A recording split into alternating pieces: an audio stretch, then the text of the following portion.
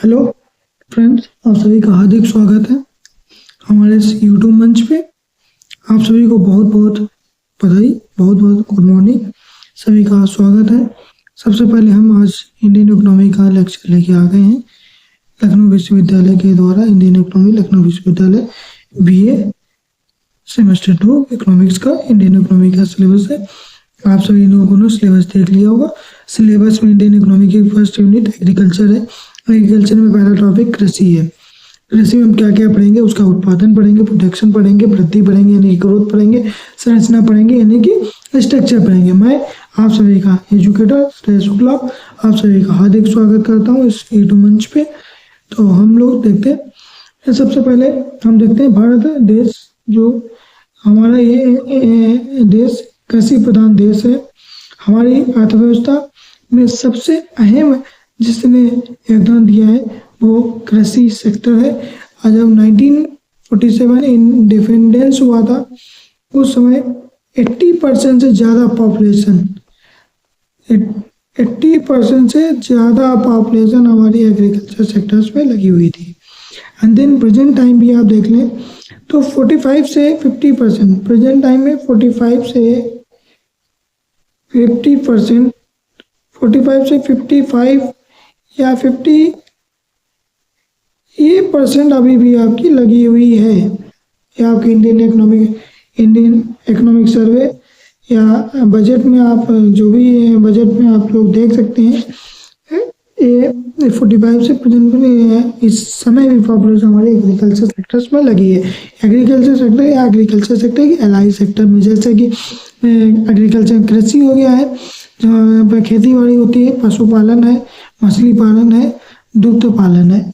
पशुपालन में ही मतलब दूध पालन आ जाता है, मछली पालन और मधुमक्खी पालन। इसमें फसल का उत्पादन होता है, पशुपालन है, मछली पालन है, बागवानी भी इसी में है। ठीक है। कृषि क्षेत्र में सुधार से ग्रामीण का विकास होगा और आर्थिक वृद्धि संभव है। अगर कृषि क्षेत्र में सुधार है तो ग्रामीणों का विकास होगा और जो इकोनॉमिक ग्रोथ है वो संभव हो सकेगी, क्योंकि ज़्यादातर अभी तक इंडिया सबसे ज़्यादा रूरल एनवायरनमेंट में है। आप देखेंगे शहर कम है, गाँव ज़्यादा है, और जब तक गाँव का विकास नहीं होगा हमारी इकोनॉमिक ग्रोथ नहीं होगी।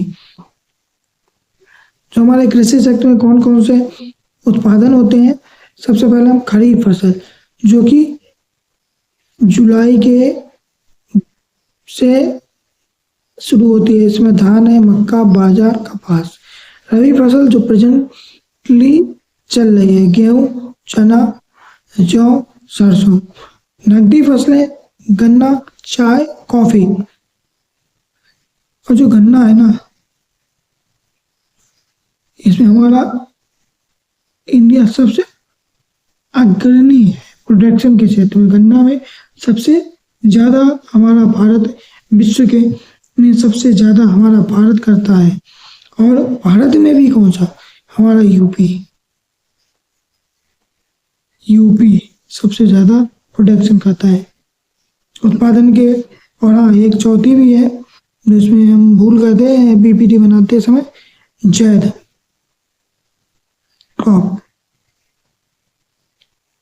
फसल। इसमें पानी वाली चीजें आती हैं जो मार्च अप्रैल मई जून में चलती है। इसमें आपका खीरा हो गया, लिख लें आप, मैं बोले दे रहा हूँ, खीरा, तरबूज,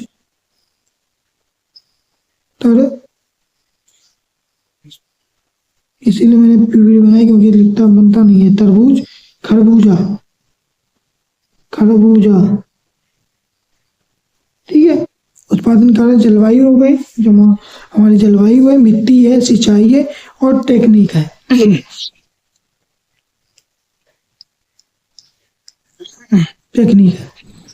कृषि की वृद्धि कैसे होगी, ग्रोथ कैसे होगी।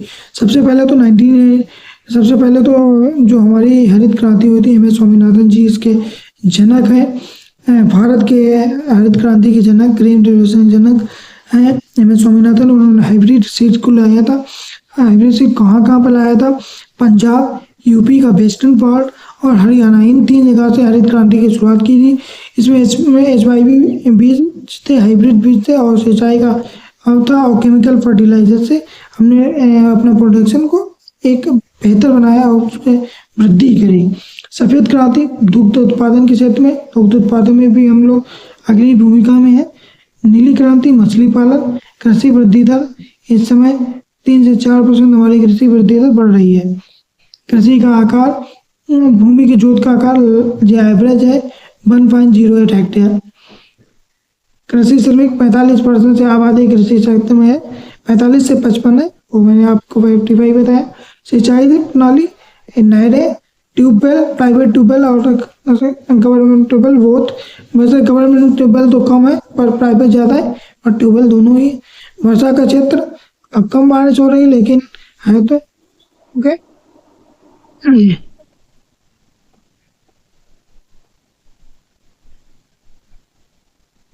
वर्षा का क्षेत्र और आधारित ई नाम और एमएसपी प्रणाली। ई नाम का मतलब जो मंडी आपने आपके हर तहसील क्षेत्र में मंडी होगा, तो उस मंडी को गवर्नमेंट डिसाइड कर रही है कि उसे ऑनलाइन, जिस तरीके से आपके फ्लिपकार्ट और अमेजन है, उसके लिए ई नाम के माध्यम से मंडी को लाया जाए। एमएसपी प्रणाली, एमएसपी प्रणाली न्यूनतम समर्थन मूल्य है। एक सरकार रेट तय कर देती है कि इस रेट से कम अगर कोई भी खरीद रहा है तो उसे सरकार खरीदने की पूरी जिम्मेदारी ले रही है कि मैं इतने रेट पर भूमि जो उत्पादन है वो ले लूंगा। तो इसमें ये सुविधा होती है। सरकार की प्रमुख योजना पीएम किसान सम्मान निधि, जिससे 6000 पर ईयर कृषि सेक्टर को मिला है। इसमें मार्जिनल और स्मॉल फार्मर्स है, और कैसे कोई भी अगर मार्जिनल स्मॉल फार्मर है लेकिन वो अगर गवर्नमेंट सेक्टर में जॉब करता है और उसकी इनकम 2.5 लाख से ऊपर है तो वो उसमें नहीं आएगा। इसमें केवल लेबर सेक्टर से ही है, मार्जिनल लेबर। पीएम फसल बीमा योजना, इस माध्यम से अगर किसान अपनी फसल में बीमा करा लेता है और कोई नुकसान हो जाता है तो उसका भरपाई की जाती है। राष्ट्रीय कृषि विकास योजना, हमारा कृषि विकास के लिए भारत सरकार अग्रणी भूमिका निभा रही है। वो जैसे कि डीएपी खाद है, उस पर सब्सिडाइज रेट पे किसान को उपलब्ध करा रही है। यूरिया है, एनपीके है, ये सभी इसके रेट हाई होते हैं, पर इसमें सरकार और अपनी सब्सिडी देके भारत अग्रणी फार्मर्स को थोड़ी सुविधा दे रही है। कृषि यंत्रीकरण योजना, इसमें कि जैसे ट्रैक्टर है, उसका जोतने का यंत्र है, वो होता है, कल्टीवेटर होता है, जो लोग गाँव से हैं उनको पता होगा। तो ये सभी साधन है, इस पर सब्सिडाइज रेट पे सरकार देती है क्या आप खरीद लीजिए, उसके बाद सरकार को बोलिए कि मैंने ये खरीदा है, तो उस पर सब्सिडी प्रदान की जाती है। ठीक है। हमारा है सॉइल हेल्थ कार्ड योजना, यानी कि मिट्टी की जांच योजना। सरकार हर ब्लॉक पे लेबोरेटरी के माध्यम से या ब्लॉक डेवलपमेंट ऑफिसर के माध्यम से हर खेत की, हर किसान के कि जो भी उसके रेंज में मतलब उसे पता है ये किसान है, तो उन किसानों से भूमि की को लिया जाता है जांच के लिए। उसके बाद उसकी रिपोर्ट आती है और रिपोर्ट से पता चलता है कि आपकी भूमि में किस चीज़ की कमी है, किस चीज़ की मात्रा ज़्यादा है, किसे मतलब कि हमें ज़्यादा डालना चाहिए, किसे हमें नहीं डालना चाहिए। और कृषि में नवाचार, जो हम आगे न्यू टेक्निक का यूज करते हैं, उसमें सबसे पहले ड्रोन टेक्निक है। ड्रोन टेक्निक आप लोगों ने जो लिया एग्रीकल्चर सेक्टर से, ड्रोन और स्मार्ट खेती से जुड़ा हुआ है। जो न्यू फार्मर्स हैं, आप लोग देख रहे होंगे आजकल, जैसा कि सागर एमपी में इस चीज़ का अग्रसर भूमिका में लोग कर रहे हैं।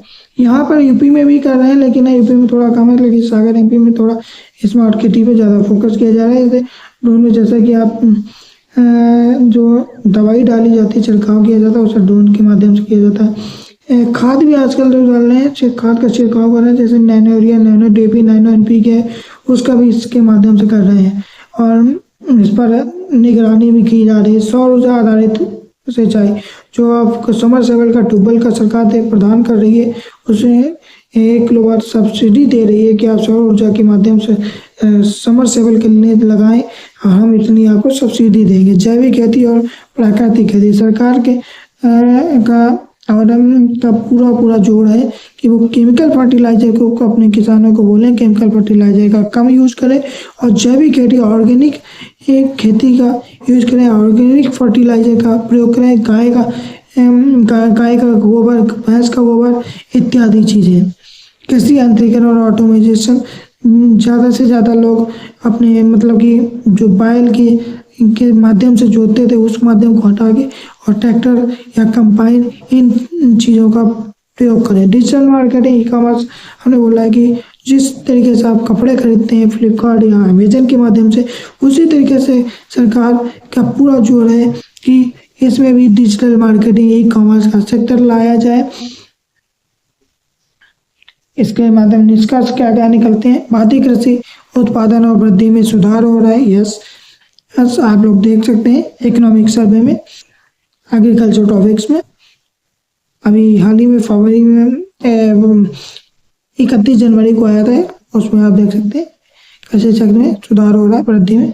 सरकार की योजना तकनीकी नवाचार की महत्वपूर्ण भूमिका निभा रही है। यस, निभा रही है, आप देख ही रहे हैं, जैसा कि ड्रोन टेक्निक हो गई है, सौर ऊर्जा के माध्यम से सब्सिडी दी जा रही है ट्यूबवेल वगैरह समरसेबल का में, और सब्सिडाइज रेट में आपको फर्टिलाइजर मिल रहा है। जैविक खेती को बढ़ावा दिया जा रहा है, आत्मनिर्भर बनाया जा रहा है। आत्मनिर्भर भारत के लक्ष्य को प्राप्त करने में कृषि क्षेत्र आवश्यक भूमिका निभाई जा रही है। आपको आत्मनिर्भर बनाया जा रहा है, सब कुछ बिल्कुल फ्री एंड फेयर ट्रेड किया जा रहा है। क्लास अच्छी लगी है तो लाइक एंड चैनल को सब्सक्राइब करें। धन्यवाद। क्लास बेहतरीन लगी है तो क्लास को लाइक करें, सब्सक्राइब करें। कोई भी प्रश्न हो कमेंट सेक्शन में आप प्रश्न पूछ सकते हैं। हमारा टेलीग्राम चैनल है श्रेय SHREY श्रेय शुक्ला SHUKLA_official, ये टेलीग्राम चैनल है, इस माध्यम से भी आप प्रश्न पूछ सकते हैं। इंस्टाग्राम में श्रेय Shukla SHREY SHUKLA Shukla official, इसमें कोई भी स्पेस, कोई भी अंडरस्कोर कुछ भी नहीं, सीधा पढ़ते। अब इंस्टाग्राम हैंडल में पहुंचेंगे, उसमें डायरेक्ट मैसेज के थ्रू आप हमसे पूछ सकते हैं प्रश्न। धन्यवाद, आप सभी का हार्दिक स्वागत है।